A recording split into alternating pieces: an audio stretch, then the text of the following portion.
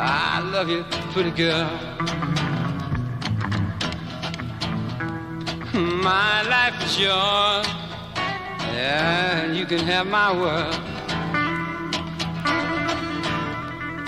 Never had a lesson I ever learned, but I know we all get our turn. I love you. Never learn not to love you.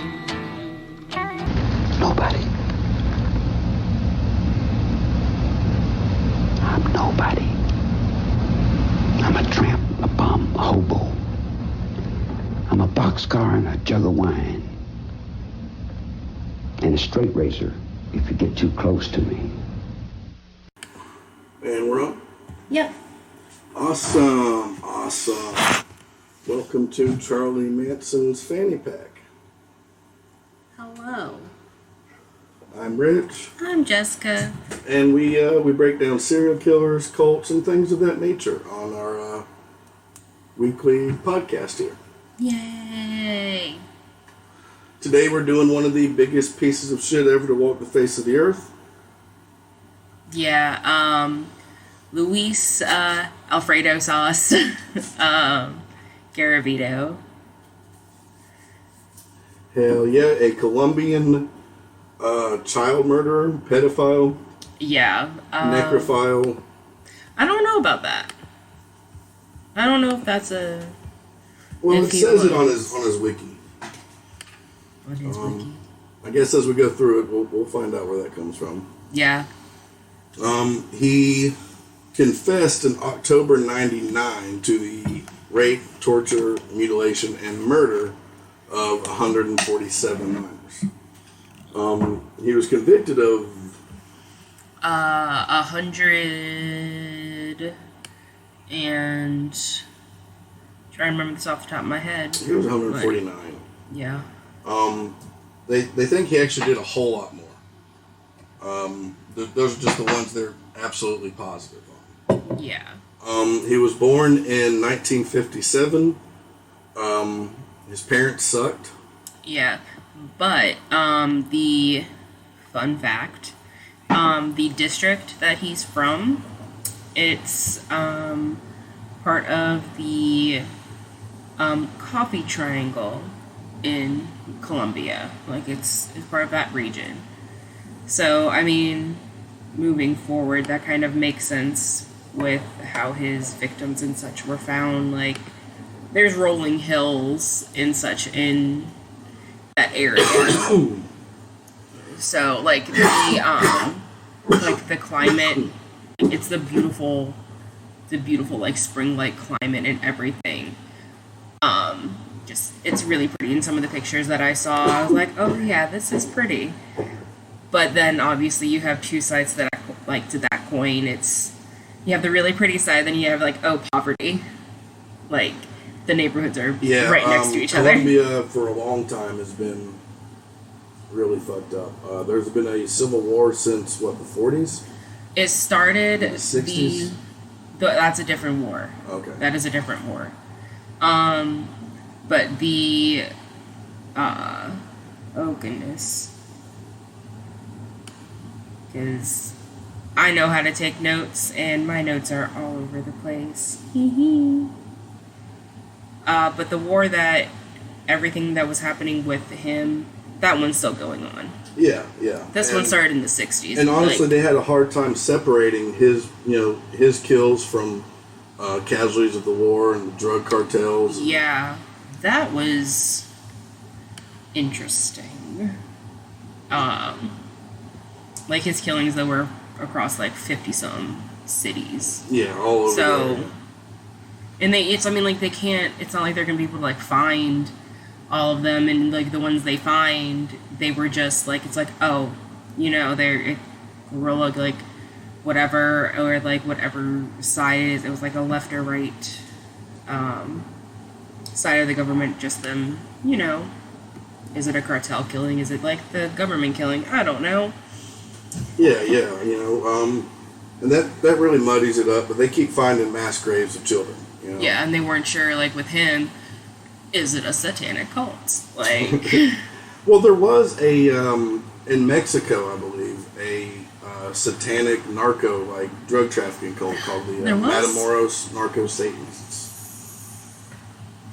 I didn't know that. Yeah, so I mean, there is a, I guess you could say, a precedent for such a thing. Yeah. Yeah, his dad was a piece of shit, physically and emotionally abusive. His mom wasn't any better, really. Like, his mom wasn't really there, from what I understand. Like, she really wasn't around, at least in some things, the ones that I read, that his mother just didn't really exist. Yeah. Oh, I have to sneeze. I don't like this. Banana. Nah, it's still there. Oh. It's still there. I have the snizzles. He had a hard time understanding subjects in school. He was enthusiastic to learn, his teacher said, but he was nicknamed Squiggle or Garavito for his glasses and his timid nature. He had the nickname Goofy later on. Yeah. Which, Yep. I mean, if you're trying to like kind of blend in, I mean, I get it. I mean, he was kind of a goofy guy. You know, he was where he had this weird walk. Like Bumblebutt? Nowhere near as smart, though, I think. Yeah. Yeah, he wasn't allowed to, his father forbade him to finishing the 5th grade so that he could go to work, which is a common thing in especially third world countries. Yeah. Because he ran away at like 16, and as one does when one runs away, let me find an odd job. So like something, at least a little note that I have, he worked as like a store clerk, or like selling prayer cards, you know, the religious icons, lottery tickets. But I mean, religious icons, and then, you know, that kind of plays a part in, you know, this whole like these different facades and personas he would put on. Yeah. And like, unfortunately, he was kind of like the master of disguise. Yeah. But he would. But a pedophile. I don't know how to deal with that. I don't know how to deal with that. Oh gosh, I have to find it. Because I don't know how to put my notes in order. I am all over the place.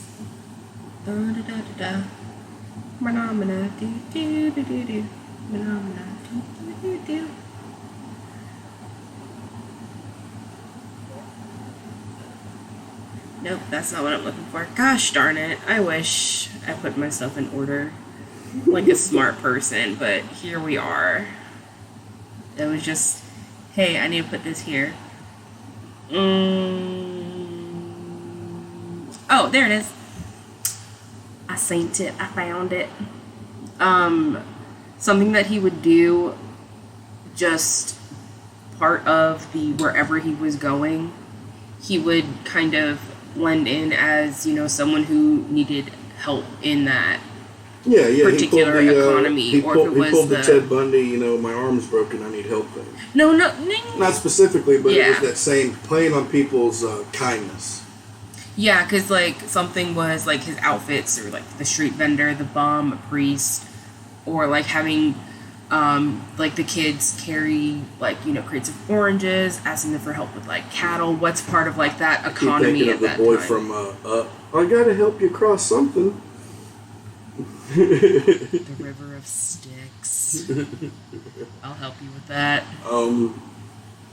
He was his neighbor when he was in 5th grade. Hey. Good Lord. His neighbor when he was in 5th grade was a close friend of his father's. Bound Garavito to a bed and then proceeded to burn him with a candle, cut him with razor blades, and bite him violently during multiple incidents of molestation. Yeah, that was something else. So, like, that just goes back to when he was a kid, where this kind of came from. He's coming home, his dad's, you know, drunk. I'm assuming, and being like, hey, you're the oldest of all of my children, I'm gonna beat you. Well, there's allegations of his dad fondling him some, but Yeah. I don't know. I wouldn't doubt it.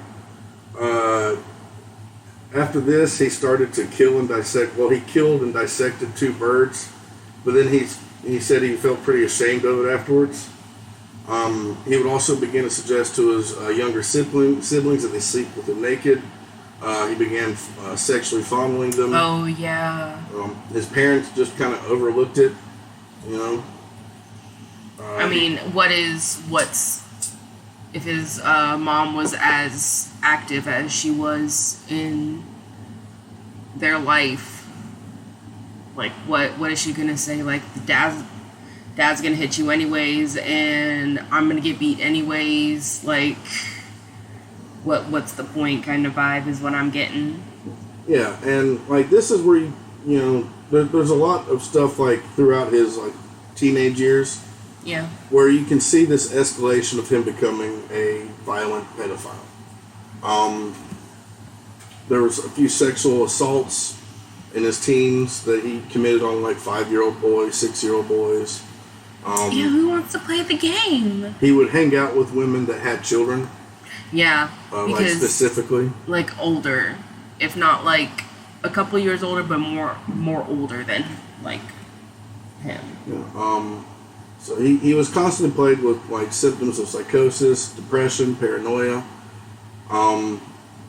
He would like insist on having sex with women when he was drunk, but he wouldn't be able to like maintain an erection.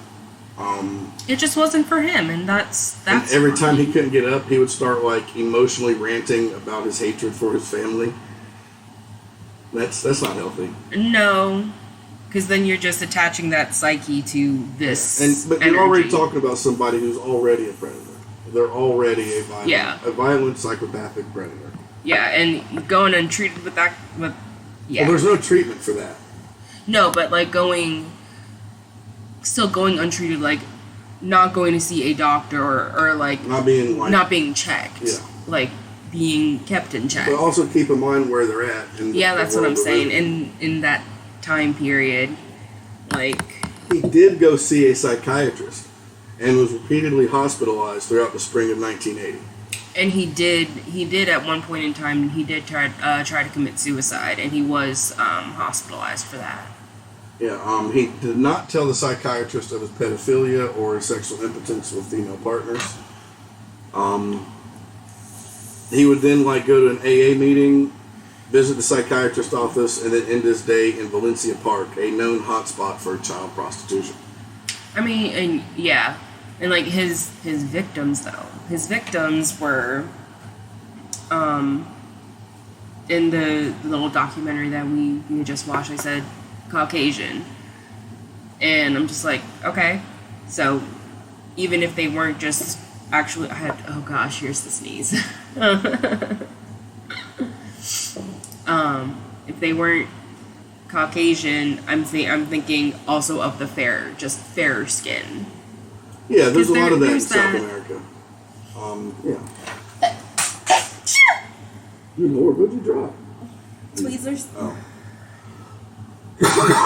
He would write the names of the molested children in a notebook and pray for them each night while pacing his room, beating on his chest. He began compulsively reading the Bible.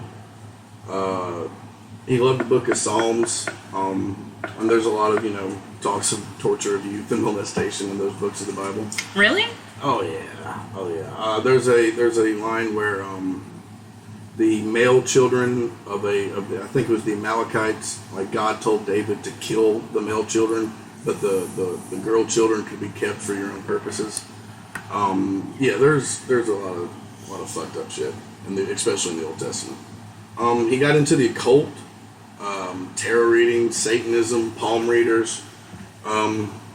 I like that stuff. Yeah, he decided that they were just as clueless as he was regarding the occult, and I get it. I get it. Once you really start to learn about the occult, most of the people who do occulty shit, you start to realize they're just fucking idiots. It's fun. It is fun to learn. He discovered Adolf Hitler's Mein Kampf.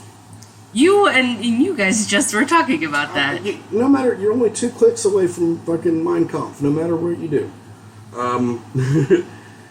He for some reason felt like Hitler was homosexual, and I don't know about that. I'm going to have to look into that one.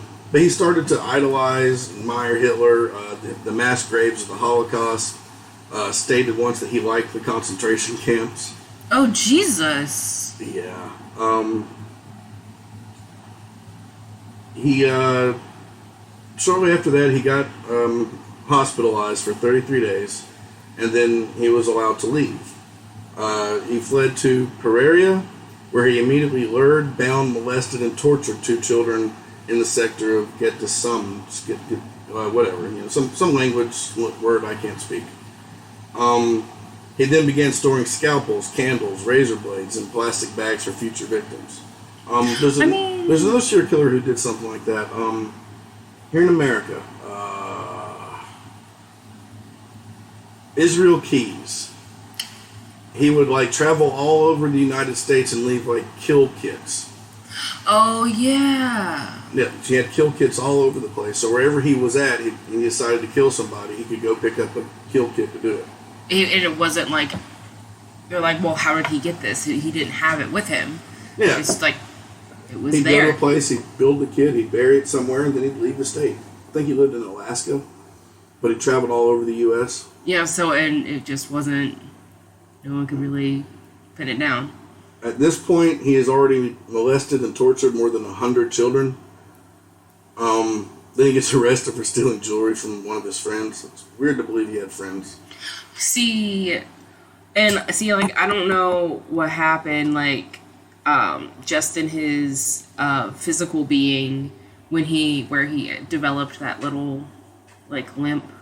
So, I'm not sure either. And you gotta remember, children in here are horribly malnourished. There's shit like malaria.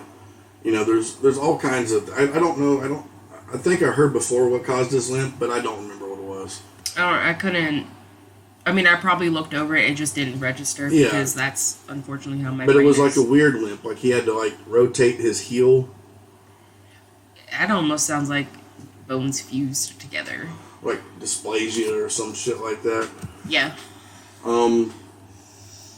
So yeah, he Jesus.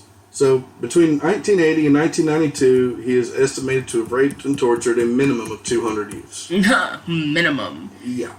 1992 is when he was 1992 to 98 was when he was most active. Yeah, wherever he was, reports of child molestation in that area increased dramatically. Once, while operating a Ouija board, he said that he entered a state of psychosis in which the devil had asked whether he would like to serve him. Upon answering that he would, the devil said, "Kill. That with killing many things may come." He attempted his first murder in. Hold on, this is backwards. Hold on. One of his first murders that he attempted, actually, it might have been his first attempt. He sought a young boy who had been selling sweets and cigars, and he pretended to be drunk, lured the youth to a wooded lot, and began. Tried to kill him, and then he was interrupted and beaten by the police. Then the police robbed him and then let him go.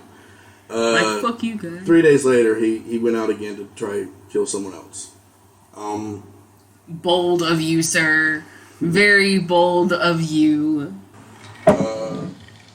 Yeah, so he began to wear a bunch of different disguises to evade identification and arrest. He was known locally as Goofy, a generous man who gave to children in Trujillo. The locals have not... Again. You don't think that that's a little sus? Well, yeah. As someone who is a parent, you are a parent.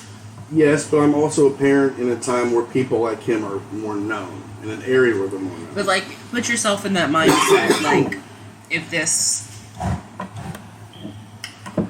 If this was you were back then, right? You're not like a kid. So I was like, man, I was just born. Jeez. Yeah, I was like 10 years old. Yeah. Like, how do you think you would handle being like, oh yeah, so-and-so, like Uncle Goofy?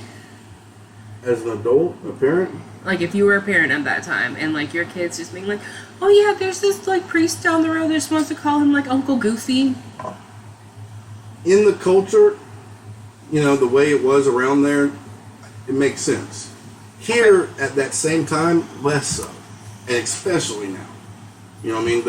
There's been too many, Alfredos out there. Too much Alfredo sauce. Yeah, there's different ways to make Alfredo sauce. Yeah, honestly, anytime I see someone being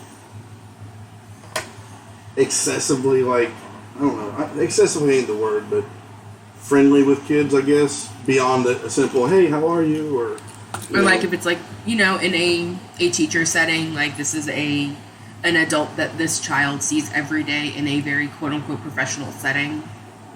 Yeah, I mean, and like I said, during the time where they were, the priests, like, everybody down there is Catholic.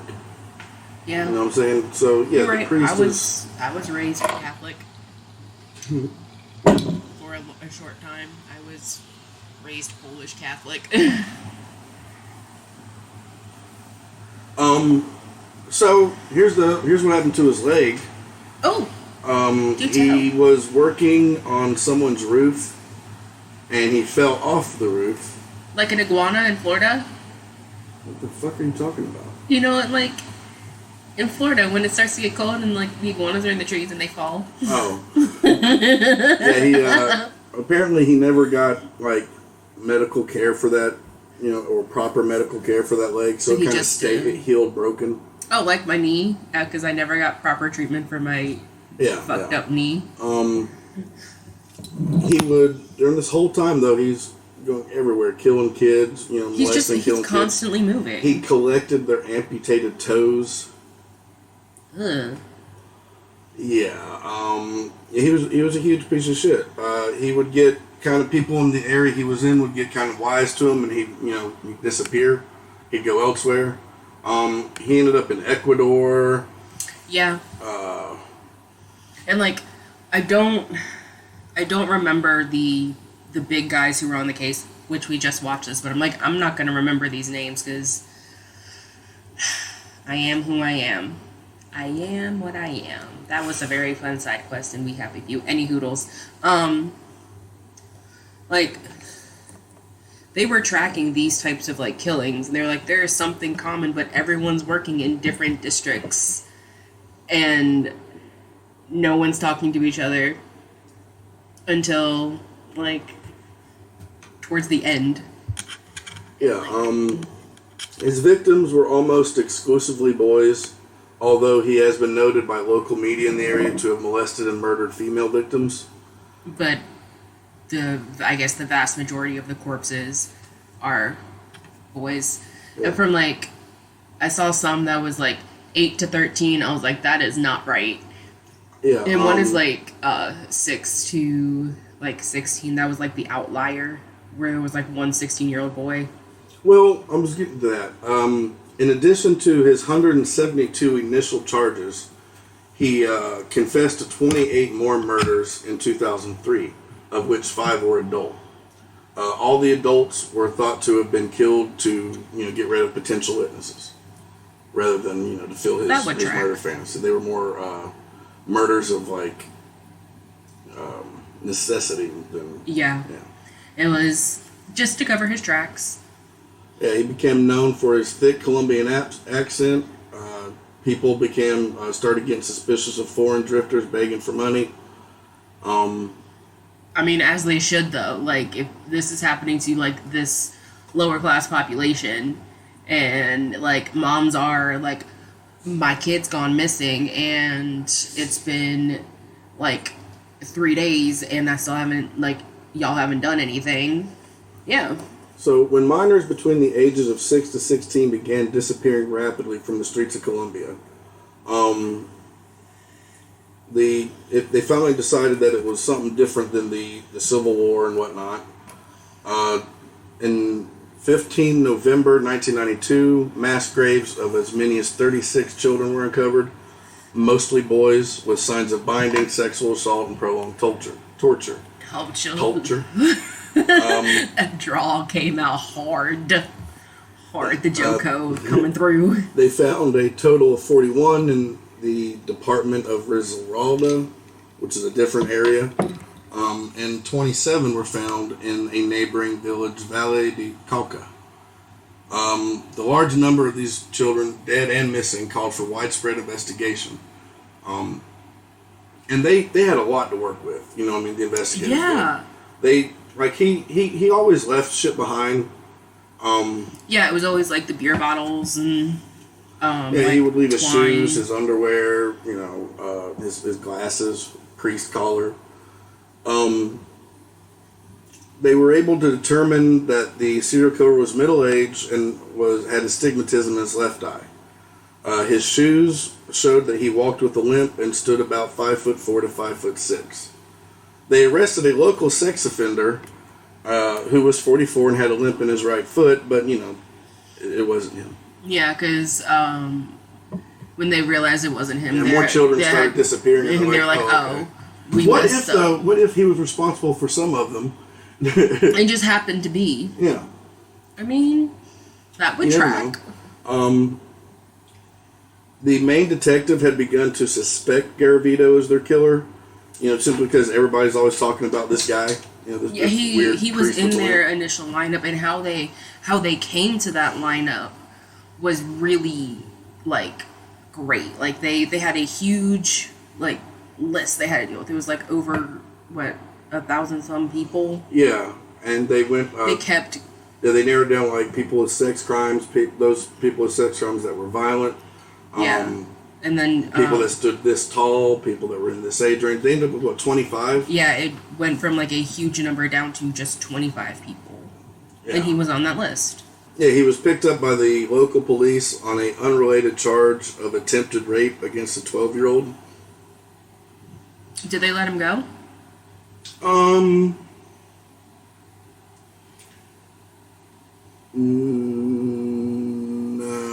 one moment. Or was that the one that got him? No, they had him and they were like investigating it. They found him like walking out of the woods from the girl ran away, and police started looking for this guy. And the police, you know, they found him walking out of the woods while they were, you know, urging the locals not to get involved because, you know, nobody wants a lynching. They should have just let him do it. He gave them a false ID and claimed to be a politician, like a well-known politician. Yes. Despite all this, they suspected it to be him anyway. And they're like, yeah, sure. Let's just go down to the station and get this cleared. And this was on April 22nd. On July 4th, 1999, their suspicion was confirmed. For the Columbia Justice Department, his confession wasn't enough. He had an eye condition that was rare and only found in men of a particular age group. His glasses were designed for his unique condition. They were found at a crime scene. He left behind bottles of brandy, underwear, shoes, DNA. And that was just not enough. That was just not enough for them. The police scheduled the entire jail where Garavito was at to get an eye exam so that they could, like, you know, compare and be like, okay, so here's where everyone else is. And by doing so, they didn't need, like, a warrant. Yeah. It was a weird little loophole, but, hey, they got it done. His height, his limp were crucial and connected him to the investigators' findings. They took DNA from his pillow when he was out of a cell. Yeah, they took some hair and stuff just to here is his DNA. We have it for sure, so we got to compare it now. So he ended up confessing to murdering about 140 and was charged with killing 172 throughout Colombia. Yeah. He was found guilty on 138 of the 172 counts. The others are ongoing. He was sentenced to 1,853 years and 9 days in prison.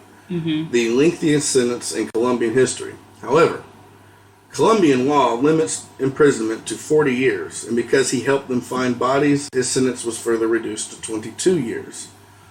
He is currently serving his sentence in a maximum security prison in Valledupar in Colombia. But here's the thing. Colombian law also states that people who have committed crimes against children are required to serve at least 60 years in prison. Well, he becomes eligible for parole next year in 2023.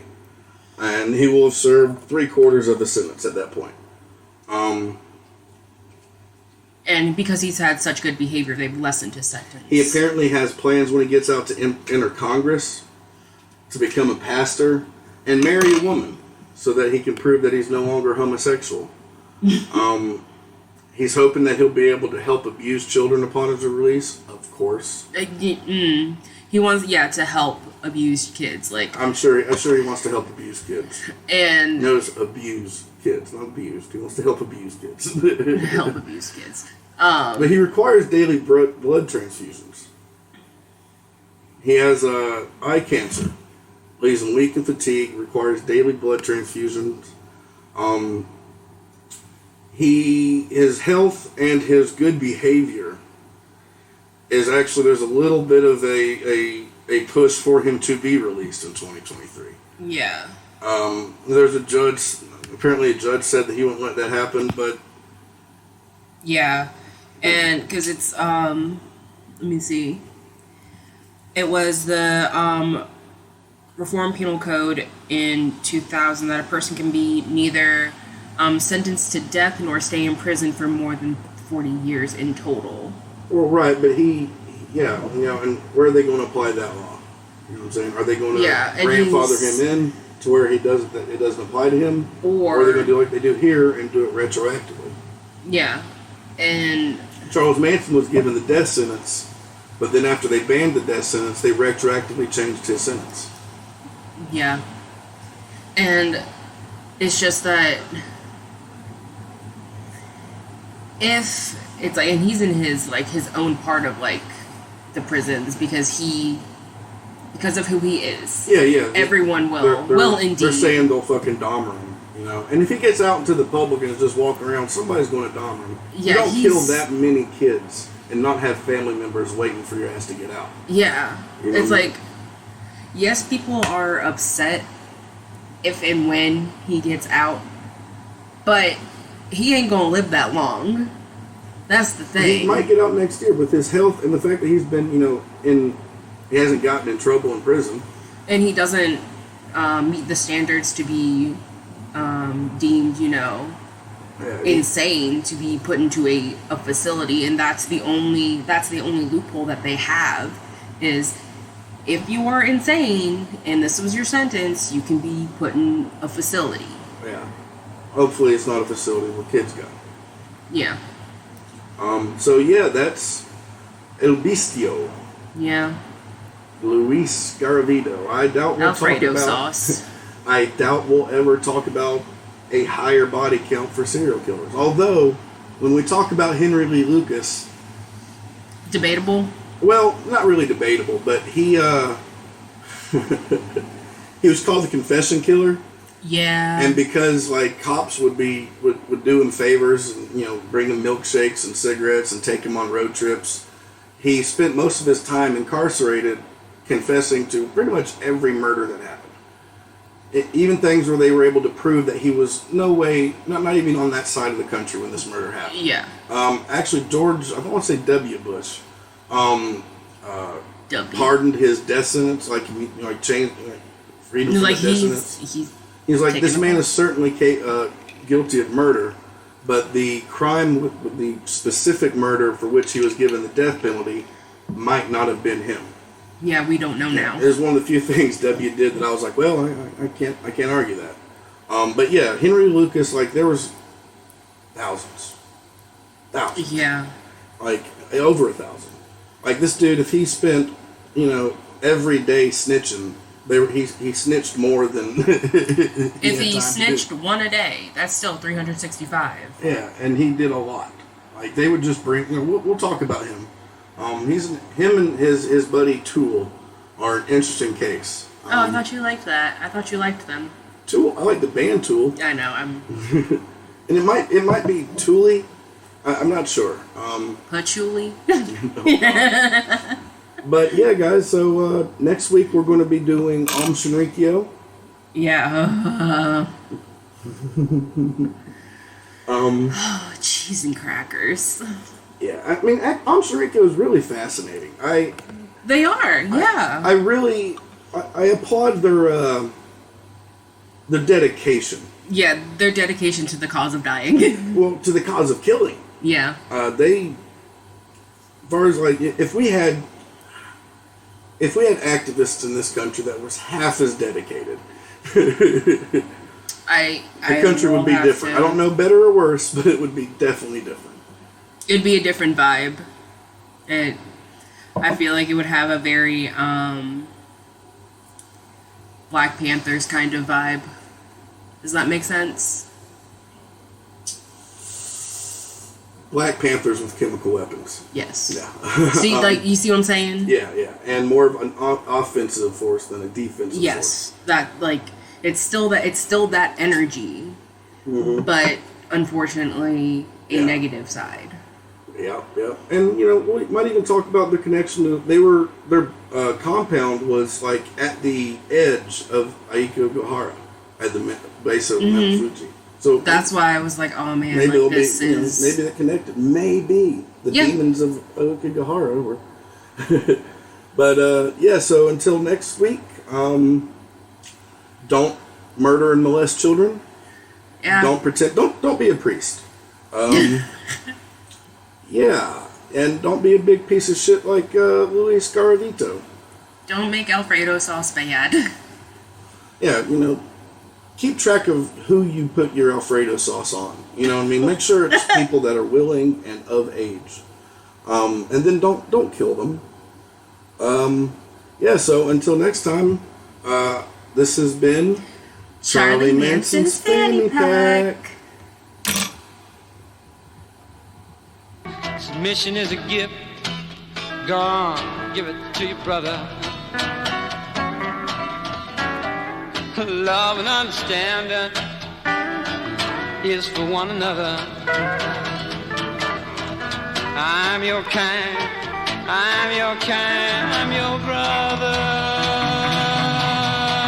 I never had a lesson I ever learned, but I know we all get our turn, and I love you.